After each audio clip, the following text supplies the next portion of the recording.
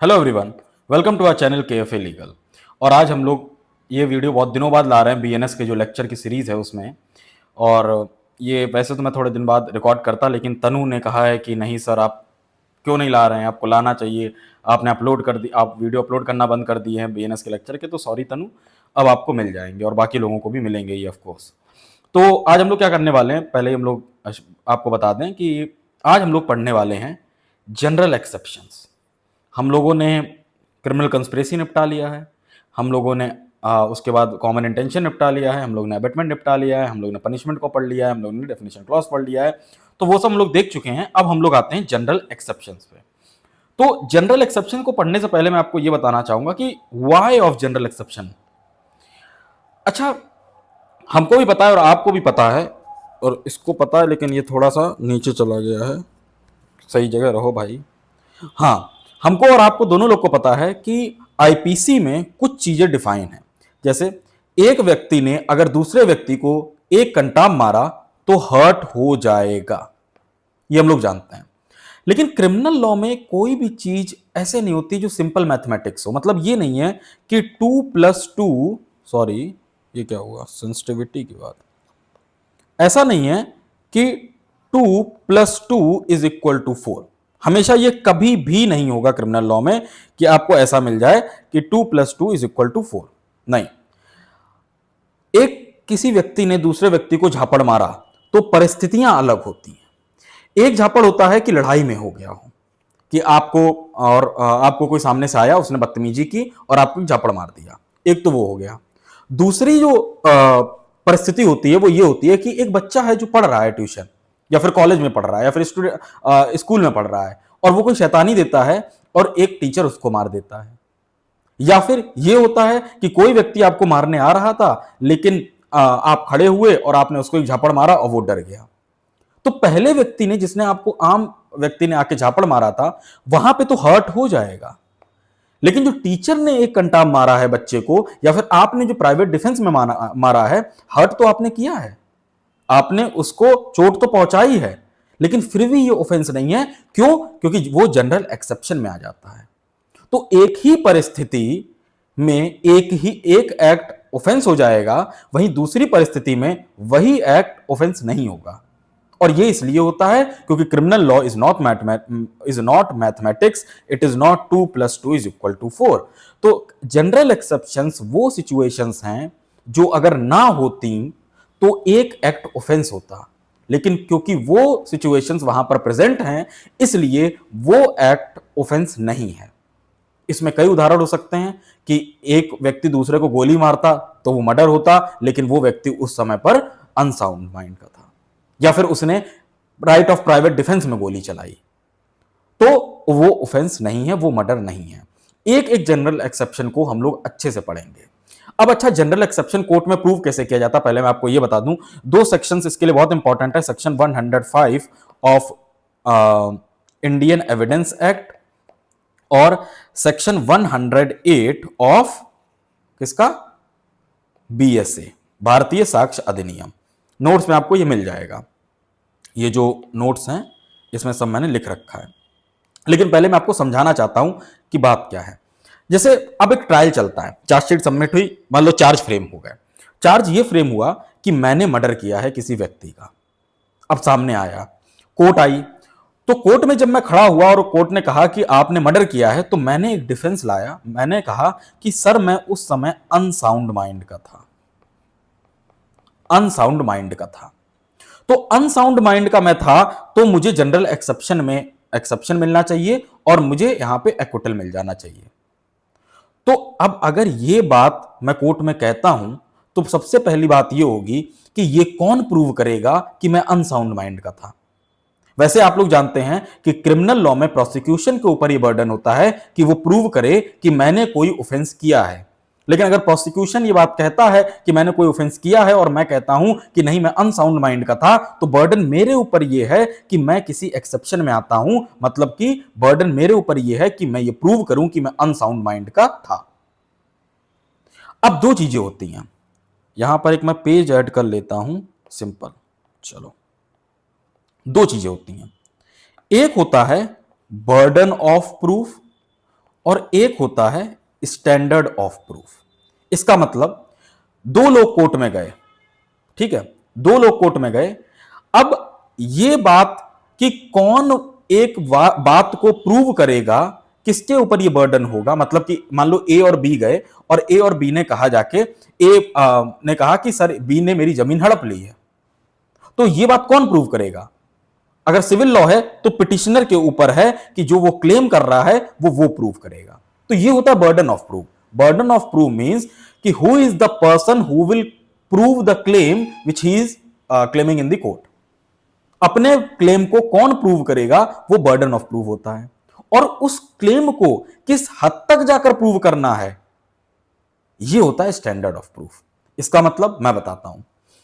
एक होता है, हम लोग जो आम भाषा में एक बार बात कर लेते हैं कि कोई आता है कहता है भाई मैंने वहां पर किसी को मैंने मार होते हुए देखी वहां पर। तो मैं एक बार हो सकता है कि मैं उसकी बात पर विश्वास ना करूं, मेरे इसके बात पर विश्वास नहीं है, लेकिन कह रहा है तो हो सकता है 25% हो सच बात। एक वो होता है कि भाई वैसे तो ये झूठ भी कभी कभी बोल देता है, लेकिन हो भी सकता है कि सच हो, ये 50% की बात मैं उस पर विश्वास कर रहा हूं। एक होता है कि नहीं भाई ये हमेशा सही ही बोलता है, ये 100% नहीं है, ये है 75 to 80%। और एक होता है कि भाई इसने तो भीष्म प्रतिज्ञा ली हुई है कि कभी झूठ नहीं बोलेगा, तो ये 100% होता है। तो जो हम बात कह रहे हैं इसके भी लेवल होते हैं, उसी को कहा जाता है स्टैंडर्ड ऑफ प्रूफ। अब उस व्यक्ति पर अगर ये बात बर्डन होता कि वो प्रूव करे कि वो कह रहा है वो सही है, तो वो 4 लेवल में प्रूव कर सकता था। एक तो 25%, एक 55% वाला, एक 75 वाला और एक 100 वाला। इन्हीं 50, 75 और 100 को वो टर्म्स दिए गए हैं। 50 वाले को कहा जाता है प्री पॉन्डरेंस,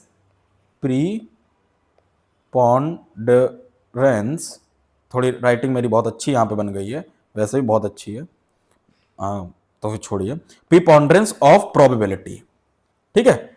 इसको कहा जाता है कि ठीक है, हाँ हो सकता है कि ये सही हो। तो जब किसी भी व्यक्ति को, सिविल लॉ में यही स्टैंडर्ड ऑफ प्रूफ होता है, तो जब किसी भी व्यक्ति को अगर 50 से 55% ही प्रूव करना हो तो उसको कह देते हैं प्रीपॉन्डरेंस ऑफ प्रोबेबिलिटी। दूसरे को कहते हैं beyond reasonable doubt. Beyond reasonable doubt इसका मतलब होता है वो 75% वाला। ये क्रिमिनल प्रोसीडिंग में स्टैंडर्ड ऑफ प्रूफ होता है कि मुझे अगर सिविल लॉ में मुझे 4 एविडेंस देने थे, वैसे ऐसा कुछ नहीं होता है कि एविडेंस, क्योंकि section 135 of Indian evidence act कहता है कि evidence should be weighed and not counted. तो ऐसा नहीं कि 4 एविडेंस, लेकिन हां मुझे अगर जज का विश्वास सिविल प्रोसीडिंग में 50% जीतना है तो क्रिमिनल प्रोसीडिंग में 75% जीतना है। किसको? प्रोसिक्यूशन को। अब और तीसरा होता है beyond any feather of doubt, मतलब 100%। मैंने जज को ऐसे प्रूव कर दिया कि अब कोई बचा ही नहीं कोई तरीका कि कोर्ट कह सके कि नहीं ऐसा नहीं, ऐसा भी हो सकता है, ये निर्दोष हो सकता है। तो prosecution, if the prosecution wants to get an order of conviction, a judgment of conviction, then he has to prove beyond reasonable doubt that the person accused of that offense has committed that offense. अगर मैं murder के लिए मैं accused हूं और prosecution को prove करना है तो उसको 75% विश्वास दिलाना पड़ेगा जज को कि साहब इसने जो है मर्डर किया है। अब मैं ये कह देता हूं कि साहब ठीक है मैंने मारा है, लेकिन मैं तो पागल था उस समय पे, मैं तो 7 साल से कम का बच्चा था उस समय पे।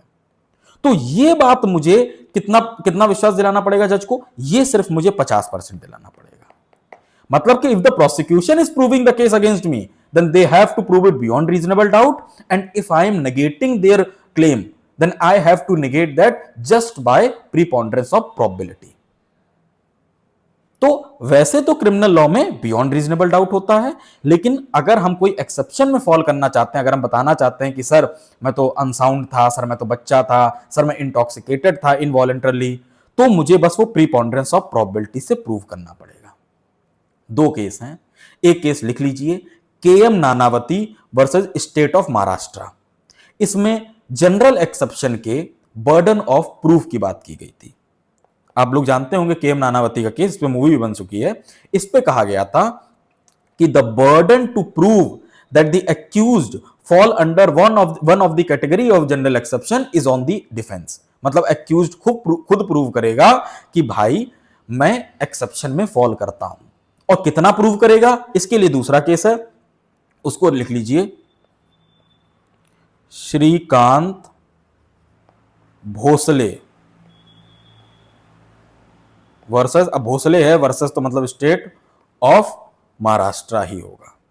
ठीक है, इसमें कहा गया था कि स्टैंडर्ड ऑफ प्रूफ क्या होगा, तो कहा गया कि अगर पहली बात तो के एम नानावती में कह दिया गया कि किसके ऊपर बर्डन होगा, जो कह रहा है कि सर मैं पागल था मेरे ऊपर बर्डन होगा, मैं अनसाउंड माइंड का मेरे ऊपर बर्डन होगा, लेकिन कितना मुझे विश्वास दिलाना पड़ेगा कोर्ट को, यह कहा गया था Shrikant Bhosale versus state of Maharashtra में। और कहा गया था आपको by preponderance of probability prove करना होगा कि आप एक्सेप्शन में फॉल करते हैं। तो यह बात हो गई जनरल एक्सेप्शन की। क्या बात हो गई कि जनरल एक्सेप्शन आपको उस एक्ट से, वो आपने कोई एक्ट किया भी हो फिर भी ऑफेंस में फॉल नहीं कराता है, क्योंकि आपकी सिचुएशन ऐसी थी और आपको ही प्रूव करना है कि मैं जनरल एक्सेप्शन में फॉल करता हूं अगर आपके खिलाफ चार्जेस हैं। और कितना प्रूव करना है, बाय प्रीपोंडेरेंस ऑफ प्रोबेबिलिटी आपको प्रूव करना है। यह हो गया जनरल एक्सेप्शन का बेसिक इंट्रोडक्शन। दो केसेस आपके इंपॉर्टेंट हैं, एक के एम नानावती वाला और एक श्रीकांत भोसले वाला। अब जनरल एक्सेप्शन जो है वो चैप्टर 2 ऑफ बीएनएस में आता है। पहले हम लोग 76 से पढ़ा करते थे आईपीसी में, अब हम लोग 14 से पढ़ते हैं। सेक्शन 14 आपको नोट्स जो हैं ये देखिए मैंने बनाए हुए हैं, तो इसी से मैं आपको पढ़ाऊंगा। लेकिन पहले मैं थोड़ा बेयर एक्ट पढ़ता हूं कि बेयर एक्ट में क्या है। तो बेयर एक्ट में सेक्शन 14 की जब हम लोग बात करते हैं तो सेक्शन 14 को हम लोग सेक्शन 17 के साथ पढ़ते हैं। अच्छा, मैं आपको कहानी सुनाता हूं सेक्शन 14 और 17 में, आपको पढ़ाने में और आसानी होगी। एक पुलिस वाला है, उसके सामने मारपीट हो रही है, ग्रीवियस हर्ट कोई कॉज कर रहा है दूसरे को, और एक आप आम इंसान है, आपके सामने मारपीट हो रही है। पुलिस वाले के ऊपर ड्यूटी है कि वो उसको रोके, ठीक है। और आप अगर किसी को बचाते हैं, उसकी मौत हो जाती है, उसका ग्रीवियस हर्ट हो जाता, तो ये जस्टिफाइड बाय लॉ है। समझ रहे हैं? तो आपकी ड्यूटी नहीं है, लेकिन अगर आप करेंगे तो लॉ ये नहीं कहेगा कि आपने किया क्यों। पुलिस वाले की ये ड्यूटी है, अगर पुलिस वाला नहीं करेगा तो वो पनिश किया जा सकता है। इन्हीं दो चीजों को कहा जाता है बाउंड बाय लॉ और justified by law. You are bound by law when there is a duty on you to do something, and you are justified by law when there was no duty on you, but if you did it then law is not punishing you। ये दोनों term आगे use होंगे, इसलिए मैं आपको बता दे रहा हूं। तो there's a difference between bound by law and justified by law, JBL। ठीक है, अब हम लोग पढ़ते हैं section 14। Nothing is an offence which is done by a person who is. अब देखो यहां पे कॉमा लग गया है, इज के बाद। कॉमा को लॉ में पढ़ना बहुत जरूरी होता है, इसलिए कॉमा लग गया है, तो अगला कॉमा जहां तक नहीं है वहां तक हम इसको काट देंगे। ये नेक्स्ट कॉमा हमें यहां तक मिल गया, तो मतलब कि इस सेक्शन के दो पार्ट हैं। पहला पार्ट पढ़ते हैं। Nothing is an offence which is done by a person who is bound by law to do it. मतलब अगर वो व्यक्ति, अगर किसी के सामने लड़ाई हो रही है और या फिर कोई भाग के जा रहा है और पुलिस वाले को लग रहा है कि ये चोर है और उसको पकड़ना उसकी ड्यूटी है, तो वो अगर उसको पकड़ लेता है जाके, तो चोर ये नहीं कहेगा कि आपने रॉन्गफुल रिस्ट्रेन कर लिया मुझे, या फिर वो पकड़ के रख देता है जेल में तो रॉन्गफुल कन्फाइन कर लिया। क्यों? क्योंकि he is bound by law to do it. हाँ, एक तो ये सिंपल है, लेकिन इसमें एक गहराई है, वो आगे पढ़ते हैं। Nothing is an offence which is done by a person who is or by reason of a mistake of fact and not by reason of mistake of law in good faith believes himself to be bound by law to do it। मतलब कि मैं आपको बताता हूं, मैं एक police officer हूं, ठीक है, वैसे तो मैं वकील हूं, लेकिन मैं एक पुलिस ऑफिसर मान लेता हूं अपने आप को। मेरी ड्यूटी है कि मुझे एक्स व्यक्ति को सिक्योर रखना है, वो अंदर अपने कमरे में बैठा हुआ है और एक खबर फैली हुई है कि कोई व्यक्ति एक्स को मारना चाहता है। मैं बाहर सिक्योरिटी में खड़ा हूं, मैंने देखा कि गेट से कोई व्यक्ति मुंह पर गमछा बांधकर अंदर घुस रहा है। मैंने उससे कहा रुको, उसने नहीं रुका, उसने सुनी नहीं बात, और वो एकदम से तेजी से कमरे की तरफ जा रहा है और मैंने देखा कि उसके हाथ में बंदूक भी है, और मैंने तुरंत बंदूक निकाली और मार दिया उसको, वहीं पे मार दिया मैंने उसको। अब बाद में जब मैंने वहां पे जाके देखा तो देखा वो तो पुलिस ऑफिसर खुद था, वो खुद ड्यूटी चेंज हो रही थी या फिर किसी और को भी उससे मिलना था, वो पुलिस ऑफिसर उससे मिलने जा रहा था। तो क्या ये जो पुलिस ऑफिसर जिसने गोली मारी है, इस पे मर्डर या फिर culpable homicide amounting to murder का चार्ज लगेगा? नहीं लगेगा। क्यों नहीं लगेगा? वो इस सेक्शन में है। Nothing is an offence which is done by a person who is or by reason of mistake of fact, mistake of fact की बात हो रही है यहां पे, मिस्टेक ऑफ लॉ नहीं हुआ, ठीक है, दोनों में अंतर मैं समझाऊंगा। मिस्टेक ऑफ फैक्ट हुई, मुझे लगा कि ये व्यक्ति पुलिस ऑफिसर नहीं है, ये व्यक्ति कोई एक क्रिमिनल है जो मारना चाहता है, तो it was a factual mistake. And by reason of factual mistake I in good faith, good faith का मतलब, गुड फेथ जो है वो यहां पर कहती है कि due care and attention, due care and attention criminal law में होती है। तो अब हम चलते हैं इस सेक्शन के बाइफर्केशन पे जो हमने नोट्स बनाए हैं, ठीक है। Mistake of fact is excusable, mistake of law is not. तो मिस्टेक जो मैंने की वो कैसी होनी चाहिए, only mistake of fact is excuse, not mistake of law. मतलब मैं बताता हूं आपको, एक व्यक्ति दौड़ के जा रहा था, ठीक है, मैं पुलिस ऑफिसर हूं, मैंने सोचा कि यही तो चोर है और मैंने पकड़ लिया जाके, तो मैंने सोचा मैंने थीफ को पकड़ लिया, उसको मैंने बंद कर दिया, बाद में उसने केस कर दिया, पता चला वो तो दौड़ के मैराथन पूरी कर रहा था। ये मिस्टेक ऑफ फैक्ट है। अब मैं एक आदमी हूं और मैं जाके तुम्हारा सामान उठा लाता हूं और फिर बाद में आके कहता हूं कि मुझे पता ही नहीं था कि थेफ्ट यहां पे चोरी, थेफ्ट यहां पे ऑफेंस है, मुझे पता ही नहीं था। ये मिस्टेक ऑफ लॉ है। तो मिस्टेक ऑफ लॉ एक्सक्यूजेबल नहीं होती है, मिस्टेक ऑफ फैक्ट एक्सक्यूजेबल होता है। इसीलिए only mistake of fact is excused and not mistake of law. तो वो व्यक्ति ने क्या किया था जो सिक्योरिटी में लगा था, उसकी मिस्टेक ऑफ फैक्ट हुई थी और उसको लगा कि मैं तो बाउंड बाय लॉ हूं कि मैं इस व्यक्ति को प्रोटेक्ट करूं और इस व्यक्ति को प्रोटेक्ट करने के लिए मुझे इसको गोली मारनी पड़ेगी, इसलिए मैंने गोली निकाली और मार दी, बंदूक निकाली और गोली मार दी। तो I was protected under section 14, ठीक है। तो पहली बात तो क्या कि मिस्टेक ऑफ फैक्ट होनी चाहिए। अब दो मैक्सिम है, आपको ये याद रखनी चाहिए, इग्नोरेंशिया फेस्टी एक्सक्यूजेट, मतलब कि ignorance of fact is excusable, इग्नोरेंशिया जुरिस नॉन एक्सक्यूजेट, इग्नोरेंस ऑफ जुरिस मतलब ignorance of law is not excusable. तो फैक्चुअल मिस्टेक एक्सक्यूजेबल है, लॉ की मिस्टेक एक्सक्यूजेबल नहीं है। मिस्टेक मस्ट बी रीजनेबल, जो मैं गोली वाली बात थी, रीजनेबल था, पता था कि कोई घूम रहा है जो इनको मार सकता है और मैंने वो आदमी मुंह पे बांध के आ भी रहा था, उसके बाद मैंने रोका भी इसको, वो रुका नहीं, तो मुझे लगा कि नहीं भाई ये वही होगा, तो ये रीजनेबल है। दूसरा गुड फेथ में है। अच्छा, गुड फेथ जो होता है वो क्रिमिनल लॉ और सिविल लॉ में अंतर होता है। क्रिमिनल लॉ में क्या होता है कि भाई मैं उसका बुरा नहीं चाहता हूं, मेरी ऑनेस्टी से मैं कह रहा हूं, मैं उसका बुरा नहीं चाहता हूं, उसका भी पेपर निकल जाए, ये गुड फेथ हो गया, जो नॉर्मल होता है, जो सिविल लॉ में होता है। क्रिमिनल लॉ में गुड फेथ जो है वो सेक्शन 52 ऑफ आईपीसी में डिफाइन था, इस बार सेक्शन 2 जो डेफिनेशन क्लॉज है उसमें आ गया है। वो ये कहता है कि आप कोई भी काम गुड फेथ में तब कर रहे हैं जब आप ड्यू केयर एंड कॉशन के साथ कर रहे हैं, ठीक है। ड्यू केयर एंड कॉशन के साथ जब आप कोई भी काम करते हैं, due care and attention, sorry, due care and attention के साथ जब आप कोई काम करते हैं तो आप वो काम गुड फेथ में कर रहे हैं। फॉर एग्जाम्पल, मैं एक गाड़ी चला रहा था और मैं पता नहीं किस दिमाग में था, गाना तेज चला रहा था, फोन से बात कर रहा था, और मैं गाड़ी चलाते चलाते कोई सामने आया, मैंने उसको ठोक दिया।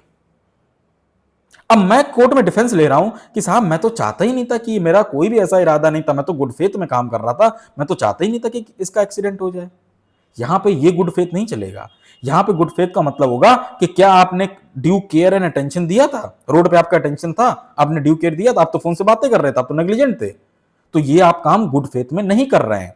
तो in criminal law good faith doesn't mean honesty, it means due care and attention. तो जो मिस्टेक हो वो रीजनेबल हो, गुड फेथ में हो और फैक्चुअल हो, ना कि लीगल हो, ठीक है। तो आपको डिफेंस सेक्शन 14 में मिल जाएगा। तो अब पढ़ते हैं। Nothing is an offence which is done by a person who is or by reason of a mistake of fact and not by reason of mistake of law in good faith believes himself to be bound by law to do it. कि अगर उसको लगता है कि नहीं मैं तो bound by law हूं ये करने के लिए और मैंने गोली चला दी, तो मैं इसका डिफेंस ले लूंगा, मेरे ऊपर मर्डर नहीं लगेगा और मैं एक्विट हो जाऊंगा। This is what this section says. अब दूसरी बात आती है, मान लो आपको भी पता होगा कि पुलिस ऑफिसर जो होता है, कोई भी पुलिस कांस्टेबल हो, इंस्पेक्टर हो, वो अपने सुपीरियर ऑफिसर्स जो होते हैं, सुपीरियर ऑफिसर्स, उनके ऑर्डर को फॉलो करने के लिए बाउंड होता है। मतलब अगर सुपीरियर ने कहा है कि आप जाके अरेस्ट करके लाइए, तो आपको अरेस्ट करके करने जाना पड़ेगा, बाउंड बाय लॉ है। अब इलस्ट्रेशन 1 पढ़ते हैं। A soldier fires on a mob by order of his superior in conformity with the commands of the law, A has committed no offence. मतलब कि एक बहुत ही उग्रवादी प्रोटेस्ट चल रहा था, प्रदर्शन चल रहा था, और मुझे यह लग रहा था कि ये लोग अभी सामने स्कूल है, इसमें पथराव करने लगेंगे और वहां पे जो बच्चे पढ़ रहे हैं उनके ऊपर, उनकी जान के ऊपर खतरा आ जाएगा। तो मैं एक एसपी था, मैंने अपने कांस्टेबल से कहा कि फायर करो। अब वो कांस्टेबल बाउंड बाय लॉ है टू फॉलो दैट, मेरे सुपीरियर्स के ऑर्डर। क्यों? क्योंकि that is in conformity with law. What is in conformity with law? My orders are in conformity with law. Law मुझे ये पावर देता है कि अगर किसी भी बच्चे की जान को या फिर ग्रुप ऑफ बच्चों की जान को खतरा है और कोई उनको खतरा पहुंचाने की परिस्थिति में है तो मैं उनको रोकूं, और वो अगर ना रुकें तो मैं फायर भी कर सकता हूं। तो this order was in conformity with law. लेकिन अगर वहीं पर एक प्रदर्शन चल रहा है और वो पीसफुल है और मैंने कहा इनको हटाओ यार, ऊपर से नेता नगरी से बहुत प्रेशर आ रहा है, इनको हटाना पड़ेगा, उसने कैसे हटाया? नहीं, चलाओ दो गोली, दो को मरेंगे, सब भाग जाएंगे बाकी। और उसने गोली चला दी। अब वो तो कहेगा कि सर मैं तो सुपीरियर ने कहा था, मैं तो बाउंड बाय लॉ हूं। नहीं, आप सुपीरियर का जो आपका ऑर्डर होना चाहिए that must be in conformity with the commands of the law, in conformity with the law होना चाहिए। तो इसलिए दूसरे वाले में उसको ये प्रोटेक्शन नहीं मिलेगी कांस्टेबल को, पहले वाले में सेक्शन 14 की प्रोटेक्शन मिल जाएगी। अब कुछ ऑर्डर तो होते हैं जो प्राइमा फेसी ही लगते हैं गलत हैं, और कुछ ऑर्डर होते हैं जो प्राइमा फेसी लगते हैं सही है। अब कुछ ग्रे एरिया होता है जहां पे कांस्टेबल के पास इतना समय नहीं होता है कि वो सोचे कि यह सही है कि गलत है, तो उस जगह पर बेनिफिट ऑफ डाउट कांस्टेबल को चला जाता है और उसको सेक्शन 14 का डिफेंस मिल जाएगा। ठीक है। इसी तरीके से किसी कोर्ट ने ऑर्डर किया कि जाओ वाई को अरेस्ट करके लाओ। अब पुलिस वाला पहुंचा वहां, सबने कहा सर यही वाई है, यही वाई है, यही वाई है। वो गुड फेथ में बिलीव किया कि भाई वाई यही है, उसको उठा के ले गया। अगले दिन पता चलता वो तो जेड है। तो यहां पे क्या हुआ? मिस्टेक ऑफ लॉ फैक्ट हो गया। अब मिस्टेक ऑफ फैक्ट है, गुड फेथ में है, तो फिर वहां पे भी इनको मिल जाएगा, क्योंकि बाउंड बाय लॉ थे वो, कि वो उसको अरेस्ट करके लाएं। इसलिए यहां पर भी उनको सेक्शन 14 का डिफेंस मिल जाएगा। अब सेक्शन 14 के बाद हम सीधा सेक्शन 17 पर पहुंचते हैं। सेक्शन 17 क्या कहता है? इस नोट्स में जब हम आप जाएंगे तो आपको सेक्शन 17 का भी मिल जाएगा। बाउंड बाय लॉ का मतलब है legally bound if omission would result in illegality, orders of superior must be legal, not applicable if act is illegal, mistake is of law और order is clearly unjust। तो यहां पे आपको defence नहीं मिलेगा, यहां पे आपको डिफेंस मिल जाएगा। This is what bound by law means. आपको दो केसेस हैं जिसमें कहा गया था police officer shot under superiors order during mob violence held protected. वही बात है, वो वायलेंस कर रहे थे तो उसने फायर कर दिया। Killing during arrest unjustified not protected. हुआ क्या? पकड़ के लाए थाने में, कहा मारो मारो, और जब तक जान ना निकल जाए तब तक मारो। और तुमने कहा सर वो तो सुपीरियर ऑफिसर ने ऑर्डर किया। नहीं, अनजस्टिफाइड है। कन्विक्ट वार्डर्स टॉर्चरिंग प्रिजनर्स, वही है भाई, क्यों तुम करोगे भाई, अनजस्ट बाय लॉ है। अब हम आते हैं सेक्शन 17 पे। यहां क्या लिखा है? Nothing is an offence which is done by any person who is justified by law or who by reason of a mistake of fact and not by reason of mistake of law in good faith believes himself to be justified by law in doing it। Same wording है, वहां पर bound by law था और यहां पे justified by law है। मैंने आपको पहले ही से बता दिया है कि जस्टिफाइड बाय लॉ और बाउंड बाय लॉ में क्या अंतर है, वही यहां पर है। इसलिए आपको नोट्स में ले चलता हूं और बताता हूं कि जस्टिफाइड बाय लॉ होता क्या है। Justified by law applies when a person thinks the law permit his act but he is mistaken on fact. उसको ये लगता है कि भाई मुझे तो सरकार या फिर मुझे तो लॉ बोलता है कि मैं ये काम करूं, मैं तो कर ही सकता हूं ये, लेकिन वो गलत होता है। या फिर वो काम करता है और कोर्ट उसको अप्रूव करता है, लेकिन अगर वो नहीं करता तो लॉ उसको अप्रूव नहीं कर, मतलब ऐसा नहीं कि लॉ उसको पनिश करता। तो he was not duty bound in every case, नहीं, in some cases he is duty bound and he did that act and he is justified in doing that. Second case में क्या है कि वो duty bound नहीं था, लेकिन अगर उसने वो ऐसा काम कर दिया तो he is justified by law. That is what there in section 17। ठीक है, बाकी आप पढ़ लीजिए। गुड फेथ मैं आपको बता ही चुका हूं, ड्यू केयर एंड अटेंशन होता है, nature of act, gravity of consequence, capacity for diligence, ये सब आपको देखना पड़ेगा। ये हो गया सेक्शन 14 और सेक्शन 17। अब इसी के साथ हम सेक्शन 15 और 16 पढ़ लेते हैं। अब मैं आपको दो चीजें बताता हूं। एक जज था, उसको लगता था कि भाई मुझे तो इसको पनिश करने की पावर है, लेकिन वो जो एक्ट है, वो जो केस है, वो उसके जुरिस्डिक्शन में ही नहीं था और उसने उसको पनिश कर दिया और उसको सजा भुगत ली।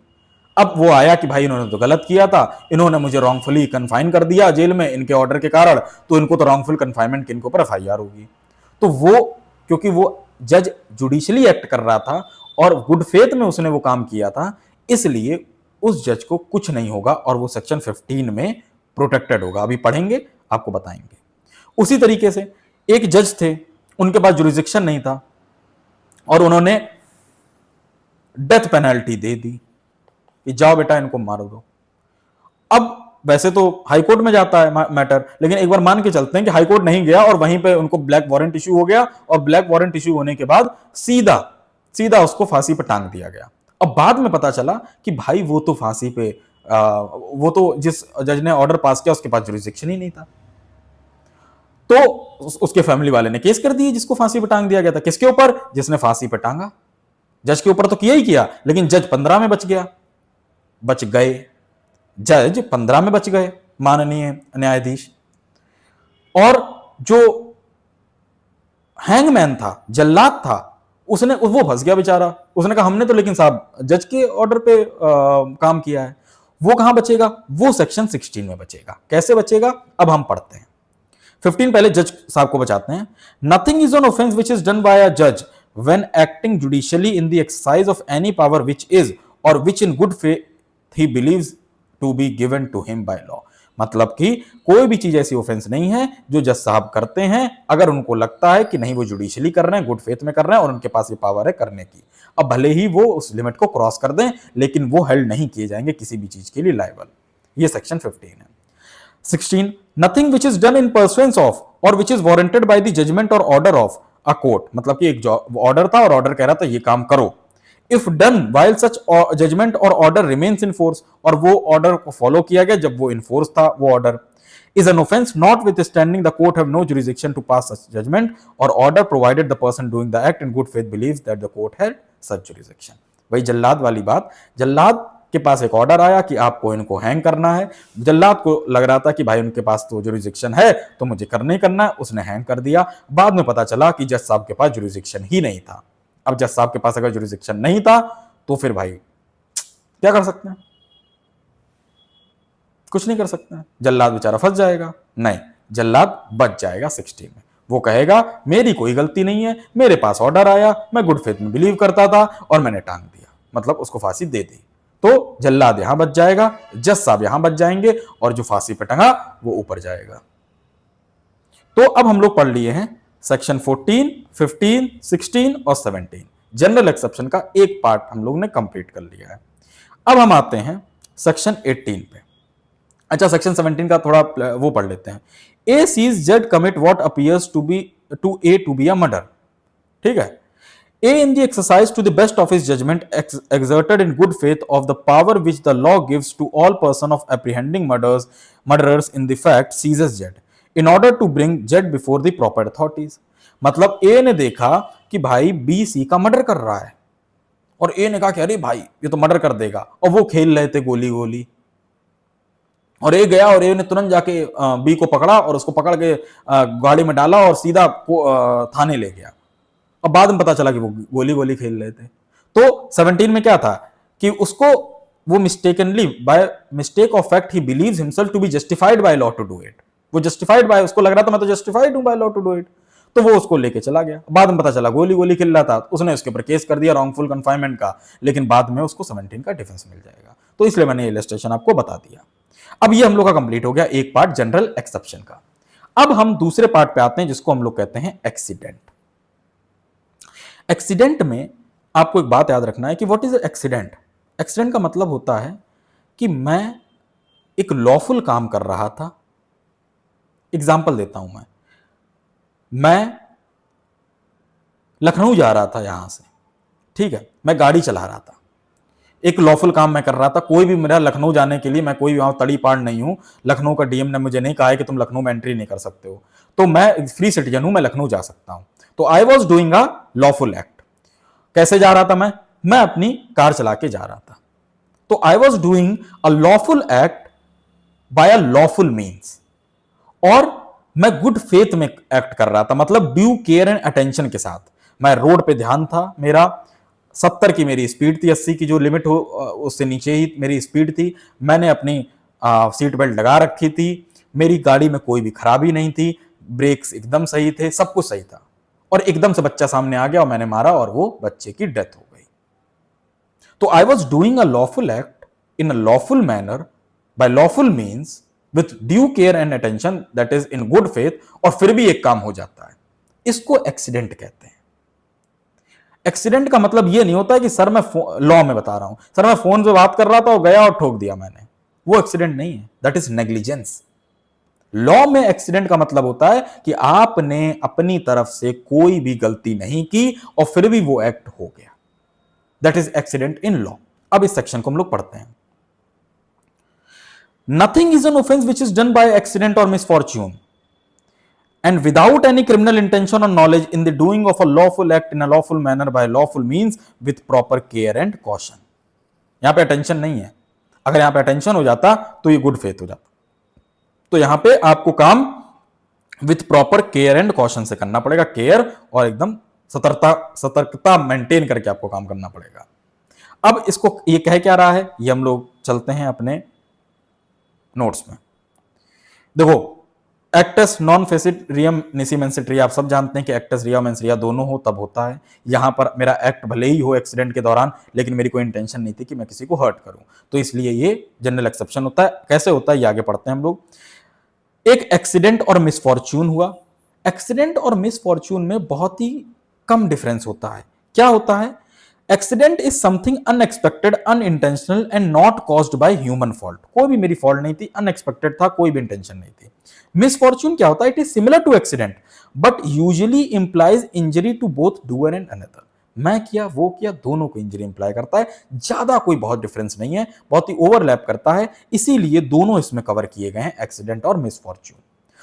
तो सबसे पहली बात, nothing is an offence which is done by accident या मिसफॉर्च्यून के द्वारा वो किया जा रहा है। मैं जब गाड़ी से जा रहा था, मेरी कोई क्रिमिनल इंटेंशन या नॉलेज थी क्या? मुझे ये कोई भी क्रिमिनल इंटेंशन थी कि नहीं अभी बच्चा आएगा उसको मैं मार दूंगा, मार के आगे जाऊंगा? नहीं थी। क्या मुझे नॉलेज थी कि मैं इतनी सावधानी से एक हाईवे पे जा रहा हूं और ये बच्चा कौन छोड़ के चला गया यहां पे? मुझे नॉलेज होगी कि कोई बच्चा छोड़ जाएगा और वो रोड पे आके मेरे सामने आ जाएगा? नहीं, मुझे नहीं नॉलेज इस बात की। तो आई मेट एन एक्सीडेंट और I did a misfortune without any criminal intention और नॉलेज, और जो मैं काम कर रहा था that was a lawful act. मैं लखनऊ जा रहा था, it was lawful act, it was done in a lawful manner, एक लॉफुल मैनर में कर रहा था एंड लॉफुल मीन्स से कर रहा था। गाड़ी चला के ले जाना कोई भी अनलॉफुल चीज नहीं है, and with proper care and caution. और जब ये चीजें सब मिलती हैं तो भले ही उस बच्चे की डेथ हो गई हो, I am not responsible for murder, I am not responsible for accident, I am not criminally responsible for any of the consequences, क्योंकि मैंने ये काम सब किए। ये है सेक्शन 18 ऑफ बीएनएस। ठीक है, आई होप आपको समझ में आया होगा। इसमें केस लॉज हैं वो आप पढ़ लीजिएगा। एक्सक्लूजन, कब कब सेक्शन 18 एक्सीडेंट नहीं लगेगा? If the act is unlawful or performed in a unlawful manner. मैं किसी के घर में चोरी करने जा रहा था, ठीक है, मैंने दरवाजा खोला, वो दरवाजा टूट गया। अब मैं कह रहा हूं भाई मैं तो तोड़ने ही नहीं चाह रहा था ये काम, मैं तो चोरी करने जा रहा था, ये तो अपने आप टूट गया दरवाजा। मिसचीफ मेरा, आप मिसचीफ में मेरी रिपोर्ट लिख ही नहीं सकते, एफआईआर हो ही नहीं सकती, केस हो ही नहीं सकता मिसचीफ का मेरे ऊपर। नहीं भाई, आप लॉफुल काम करने वहां नहीं जा रहे थे। तो you must be going to do a lawful act in a lawful manner by lawful means with proper care and caution and then you met an accident, तो फिर आपकी liability नहीं होगी। तो अगर आप अनलॉफुल एक्ट करने जा रहे हैं तो भी नहीं। इम्प्रॉपर मीन्स और lack of care and caution, मैं उस गाड़ी से जा रहा था, उसकी ब्रेक ही नहीं थी। मैंने बच्चा देखा, मुझे पता है कि ब्रेक जो है मेरी अभी दबाऊंगा तो 1 किलोमीटर बाद लगेगी, और मैंने 500 मीटर बच्चा देखा, मैंने ब्रेक लगाने की कोशिश की, नहीं लगी और वो लग गया। तो इम्प्रॉपर मीन्स से कर रहा था, without any care and caution. यहां पे भी मुझे डिफेंस नहीं मिलेगा। Personal knowledge of possible consequences negate section 18। मुझे पता है कि मैं हाईवे पे नहीं एक बाजार में चला रहा हूं गाड़ी, और यहां से बच्चे निकलते हैं क्योंकि यहां पे स्कूल है, और मैं फिर भी तेज चला के ले जा रहा हूं। मुझे नॉलेज है, मैं तो कहूंगा मैं तो सब सही से चला रहा था सर, पूरी सीट बेल्ट लगी थी, गाड़ी भी अच्छी थी, मैं ड्राइविंग भी बहुत अच्छी कर लेता हूं। नहीं, आपको पता था कि यहां पे ऐसा हो सकता है। Casual connection between unlawful act and result removes protection. ऐसा समझिए आप कि जो कनेक्शन था, a mother throws a rod at her child in anger accidentally killing another not excused as act was. ये तो सिंपल चीज है कि चार लोग खड़े हुए, चार बच्चे खड़े हुए, मैंने कहा सर मैं तो इसको मारूंगा, मैंने रॉड उठाई और मैंने जाके फट से मार दी उसको, और वो यहां से फेंकी, पास पास खड़े हुए थे, उसकी जगह दूसरे को लग गया, और मैं तो कह रहा हूं तो एक्सीडेंट हो गया। नहीं, एक्सीडेंट नहीं है, आपने केयर एंड कॉशन नहीं किया, आपको पता होना चाहिए था कि दूसरे बच्चे को लग जाएगा, इसलिए आपको ये डिफेंस नहीं मिलेगा। Care and caution a legal requirement, आपको सब ये सब केस लॉ इसमें मिल जाएंगे। मैं आपको ये इसलिए बता रहा हूं क्योंकि मुझे जल्दी खत्म करना है लेक्चर भी, 35 मिनट्स हो गए। Gun fired at jungle animal mistakenly kills person, no mens rea. कोई भी रिया नहीं है, मैं जंगल में गया, वहां पे कोई नहीं जाता था, मुझे लगा कि पीछे कोई हरकत हो रही है, मैंने गोली चलाई क्योंकि वहां पे जानवर रहते थे, किसी व्यक्ति को लग गई, कोई भी मेंस रिया नहीं थी, मिल जाएगा। Shooting in a rain under genuine belief of attacking wild animal, अभी हमने बात की, क्या अलाउड नहीं है। Striking one person unlawfully hitting another, original act was unlawful. मैंने कहा कि मैं तो सर ए को गोली मारने वाला था या फिर ए को लाठी मारने वाला था, वो बी को गलती से लग गई। अरे भाई तुम ए को मार क्यों रहे थे? अनलॉफुल एक्ट था ना? हाँ था। अब दूसरी चीज आपको एक बताता हूं, एक मॉब है 10 लोगों का, वो मेरी तरफ बढ़े चला आ रहा है और कह रहा है तुम्हें मार डालूंगा, मेरे पास एक बंदूक है, और उसी 10 लोगों के मॉब में 3 या 4 इनोसेंट लोग भी हैं। अब मुझे ये लग रहा है कि अगर मैं फायर करता हूं तो हो सकता है कि ये जो फायर है, ये गोली है, ये एक ऐसे व्यक्ति को लग जाए जो इनोसेंट है उस मॉब में। अब मुझे यह भी पता है कि अगर मॉब आ गया, उसके हाथ में कुल्हाड़ी है, चाकू है और सब कुछ है, वो मुझे मार डालेगा। तो यहां पर मैंने गोली चलाई और इनोसेंट आदमी को लग गई। तो जब हम लोग राइट ऑफ प्राइवेट डिफेंस पढ़ेंगे तो ये चीज अलाउड होती है। इसलिए अगर ऐसी सिचुएशन है तो ये मेरी लायबिलिटी से मैं एक्सक्यूज कर जाऊंगा राइट ऑफ प्राइवेट डिफेंस में। लेकिन मैं खुद ही 4 लोग खड़े हुए थे और मैंने गोली चला दी कि अरे रुक, मुझे ए को मारना है, और वो बी को लग गई गोली, तो यहां पर एक्सक्यूज नहीं मिलेगा मुझे। क्यों? क्योंकि जो मैं एक्ट कर रहा था वो अनलॉफुल था। प्राइवेट डिफेंस वाले में मिल जाएगा क्योंकि private defence is a lawful act, वहां पे मुझे मिल जाएगा भले इनोसेंट की डेथ हो जाए। तो ये हो गया सेक्शन 18। अगले लेक्चर में हम लोग सेक्शन 19 से शुरू करेंगे और इसी तरीके से मैं खत्म कर दूंगा। और तनु से मैं माफी चाहूंगा कि मैं इतने दिनों से लेक्चर नहीं ला पाया, और एक नहीं 2-2 वीडियो पे कमेंट कर दिया है तनु ने। और जिस हिसाब से कमेंट किया था ना, I don't know who Tanu is, I never met her, I never spoke to her, लेकिन मैं उनकी टोन में पढ़ पा रहा था कि सर अगर आपको लेक्चर अपलोड करने ही नहीं थे तो शुरू क्यों किए। चलो मिलते हैं अगले वीडियो में, सेक्शन 19 पढ़ेंगे। Thank you, tata, bye bye. और अभी रिकॉर्ड करूंगा लेकिन अपलोड हो सकता है 2-4 घंटे बाद हो। धन्यवाद।